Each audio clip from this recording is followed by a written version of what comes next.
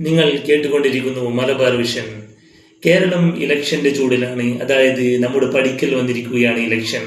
നമുക്ക് വെറുതെ ഒന്ന് അന്വേഷിച്ചാലോ നമ്മുടെ MLA-മാർക്ക് കിട്ടുന്ന ശമ്പളം എത്രയാണെന്ന്? ആർക്കൊക്കെ അറിയാം MLA-മാർക്ക് ശമ്പളം എത്രയാണെന്ന്? നമുക്കൊന്ന് കണ്ണോടിച്ച് നോക്കിയാലോ. നിലവിൽ മാസ ശമ്പളം 70,000 മുതൽ 1,00,000 രൂപ വരെയാണ്. ഇത് എങ്ങനെയെന്നാൽ ഇതിൽ പല സ്ലാബുകളാണ്. അതായത് ഇതിൽ ബേസിക് പേ വരുന്നുണ്ട്, അലവൻസസ് വരുന്നുണ്ട്, അതുപോലെ തന്നെ ട്രാവലിംഗ് അലവൻസ് വരുന്നുണ്ട്. ഓരോ കാറ്റഗറിയിലാണ് ഈ ശമ്പളം വരുന്നത്. അതായത് മാസ ശമ്പളം 70,000 മുതൽ 1,00,000 രൂപ വരെയാണ്. അത് നിലവിൽ ബേസിക് പേ ഉണ്ട്, അതിൽ കോൺസ്റ്റിറ്റ്യുവൻസി അലവൻസ് ഉണ്ട്, ഓഫീസ് എക്സ്പെൻസ് ഉണ്ട്, TA വരുന്നുണ്ട്, ഡെയിലി അലവൻസ്. ഡെയിലി അലവൻസ് എന്നാൽ സഭാ സമ്മേളനത്തിന്റെ സമയത്ത് കിട്ടുന്ന ഒരു തുകയാണ്.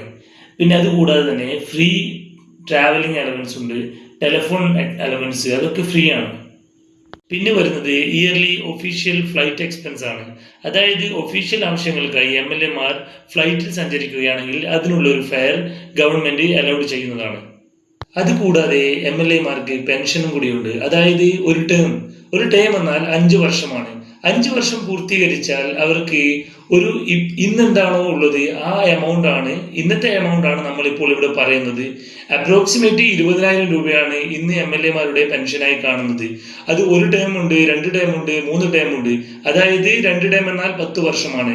10 വർഷം പൂർത്തീകരിച്ചാൽ അതിന് 25,000 രൂപ വരെ വരുന്നുണ്ട്. എന്നാൽ 3 ടേം ആണെങ്കിൽ അത് 30,000 ആവാം.